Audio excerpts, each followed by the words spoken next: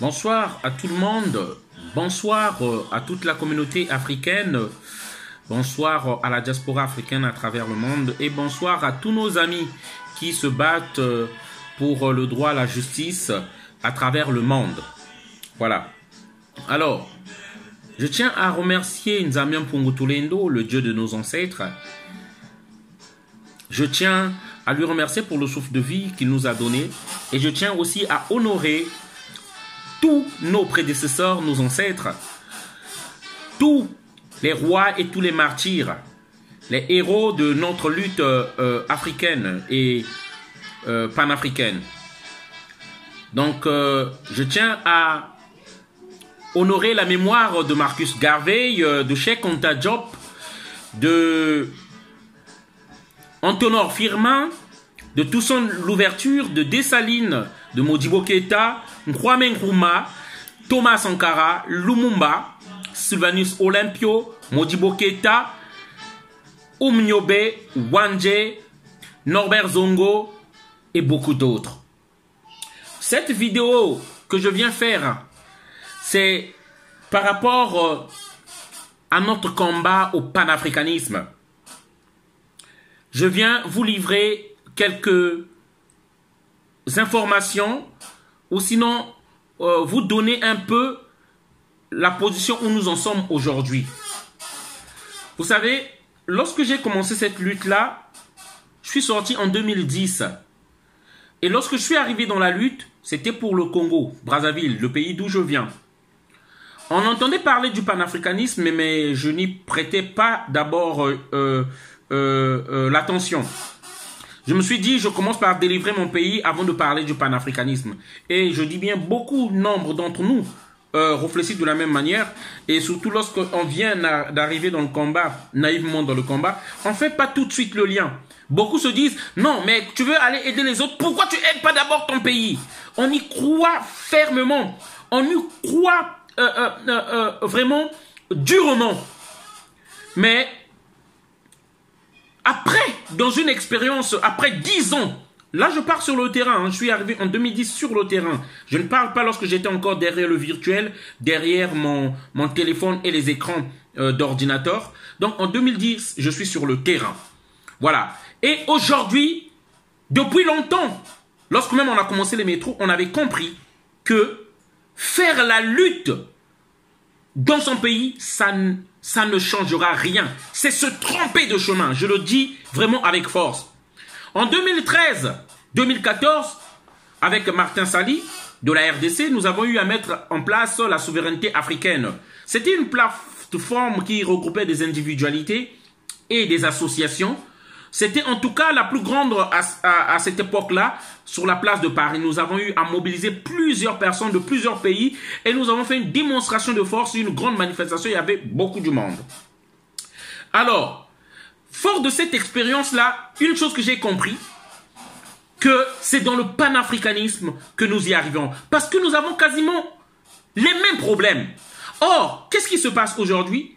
Lorsque le Congo-Brazzaville a eu le problème, la modification, donc le coup d'état constitutionnel, modification de la constitution pour passer à un troisième mandat, ou plutôt ce qu'ils appellent changer donc la constitution et dire que c'est une nouvelle constitution, ainsi donc une nouvelle république, il faut revoir les compteurs à zéro. Il y avait la RDC, il y avait le Gabon, qui à côté qui se disait, ça concerne le Congo-Brazzaville, ça nous concerne pas. Il y avait la Côte d'Ivoire, qui s'est dit, ça concerne le Congo-Brazzaville, ça ne nous concerne pas. Il y avait la Guinée qui n'y prêtait même pas attention. Où est-ce que nous en sommes aujourd'hui? Qu'est-ce que nous remarquons? Qu'est-ce que nous remarquons, chers amis? Allons-nous attendre que nous ayons 50 ans, 60 ans pour comprendre? Quasiment dans tous les pays d'Afrique centrale, dans tous les pays d'Afrique, c'est la même chose. Les dictatures se renforcent, sont de plus en plus fortes. Et c'est la même procédure partout. Affaiblir l'armée de peur qu'il y ait un coup d'état qui leur arrive du côté de l'armée. Renforcer la garde présidentielle, leur doter de plus d'armes pour protéger leur pouvoir. Après les élections, mettre les opposants en résidence surveillée, sinon en prison et torture des autres. Comme ce documentaire que je vous montre là, que vous allez regarder.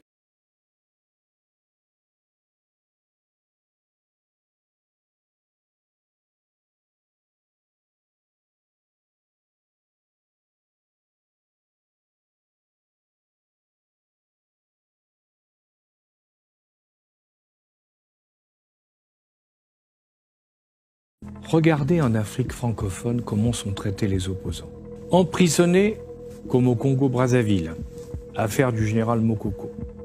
Assassinés comme au Rwanda, membre de l'état-major du parti de Victor Ingabire. Obligés de se cacher comme au Togo, cas de l'ancien Premier ministre Agbeyome Kodjo.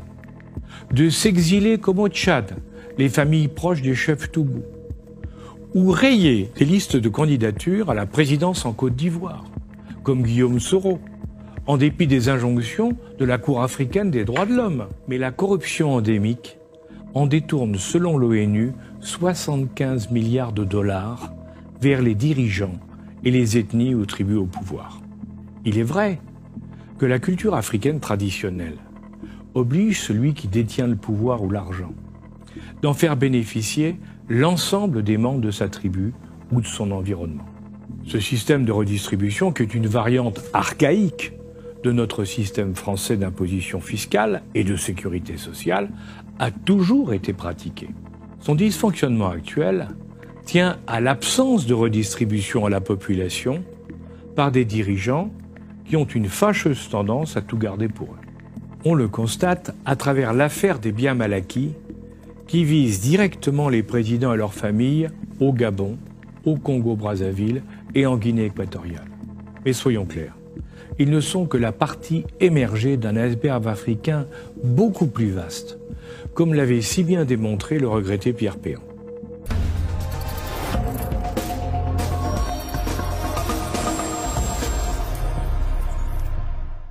Indiscutablement, les pays occidentaux ont favorisé cette dérive en encourageant le maintien au pouvoir de politiciens de plus en plus âgés pour assurer la stabilité des pays et des sous-régions. Savez-vous que ces vieux sages ont en moyenne 10 ans de plus que les dirigeants européens? Sont-ils capables de comprendre et de gérer une population dont 40% à moins de 15 ans et qui va doubler en une génération? L'ancien président de Elf, Loïc Le Floch-Prigent, qui est indiscutablement un des meilleurs connaisseurs de l'Afrique, rappelait récemment que, contrairement aux recommandations de la CEDEAO, les Français n'ont rien dit lors de la modification de la constitution du Congo-Brazzaville ou du Tchad pour permettre une réélection de leur président en place. Ils ont ainsi laissé ouvrir une brèche dans laquelle se sont engouffrés le Burundi, la Guinée, la Côte d'Ivoire et bien d'autres. À dire vrai, en dehors de quelques pays comme le Ghana ou le Sénégal, il faut du courage ou de l'inconscience pour être opposant dans ces élections aux résultats officiels souvent discutables au regard des règles internationales. Trop souvent, ceux qui veulent agir sont marginalisés par ceux qui ont le pouvoir et craignent de le perdre. Regardez en Afrique francophone comment sont traités les opposants. Emprisonnés comme au Congo-Brazzaville, affaire du général Mokoko. Assassinés comme au Rwanda, membre de l'état-major du parti de Victor Ingabire. Obligés de se cacher comme au Togo, cas de l'ancien Premier ministre Agbeyome Kodjo. De s'exiler comme au Tchad, les familles proches des chefs Toubou. Ou rayer des listes de candidatures à la présidence en Côte d'Ivoire, comme Guillaume Soro, en dépit des injonctions de la Cour africaine des droits de l'homme. Il est donc évident qu'en dépit des vertueuses indignations de certains philosophes et de la cécité de certains politiques, face à des situations dont nous sommes trop souvent à l'origine ou complices, on ne peut mettre sur le même plan l'Afrique, avec sa majorité de démocrature, avec l'Europe.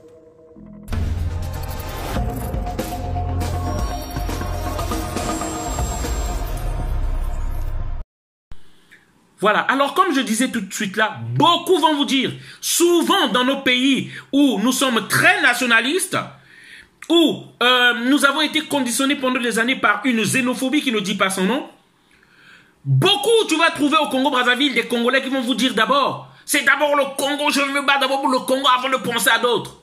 C'est leur stratégie.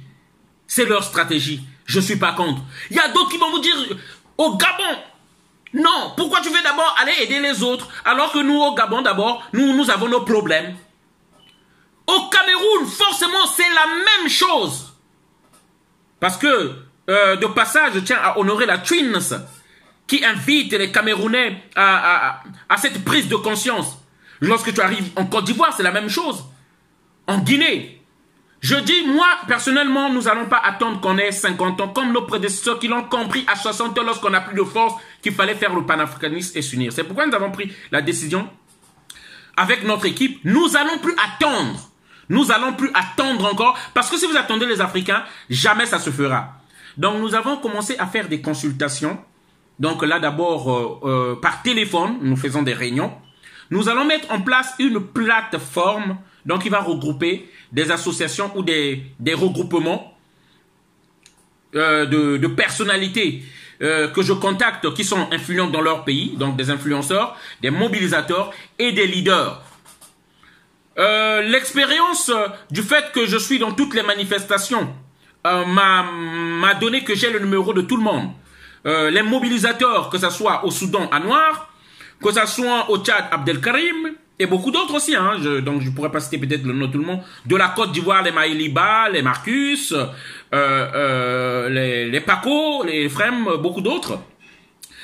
Du Gabon, les Yvan, donc du Cameroun, Général Wanto, les Twins, et beaucoup d'autres, Doyembe, Calibri, Max Ivoire. Je suis en train de contacter tout le monde.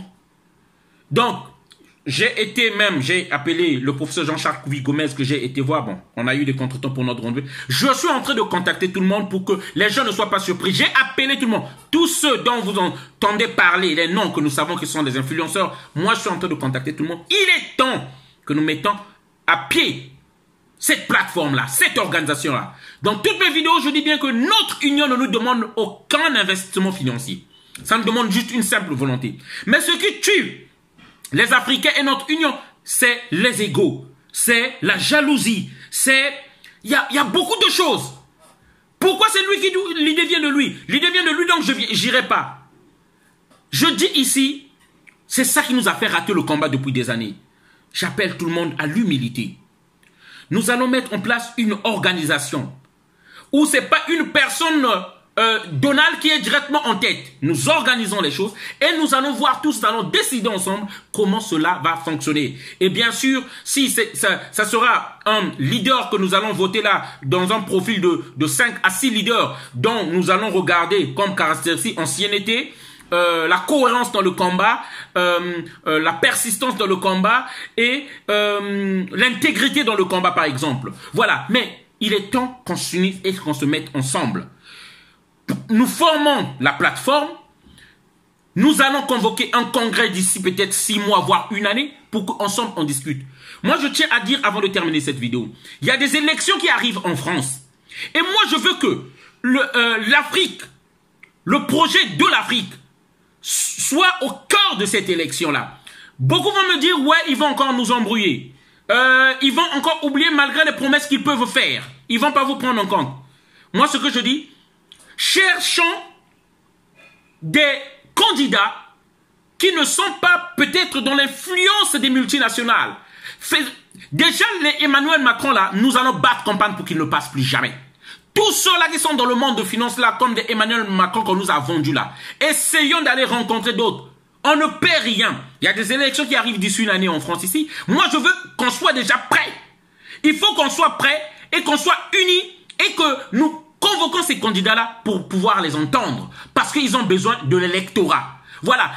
Nous pouvons, ce que je demande là, c'est pas juste une plateforme pour organiser des manifestations, mais nous pouvons aussi nous construire en lobbying. Et c'est maintenant. Voilà. Ne nous positionnons pas comme toujours des victimes. Ne nous positionnons pas toujours comme si on est en train de quémander notre reconnaissance ici en France. Mais reconnaissons-nous comme des Français qui ont des droits et des devoirs, qui payent leurs impôts au même titre que tout le monde, et qui aussi ont un mot à dire à cette politique française envers l'Afrique. Voilà ce que moi je tiens à dire. Donc on a commencé les consultations.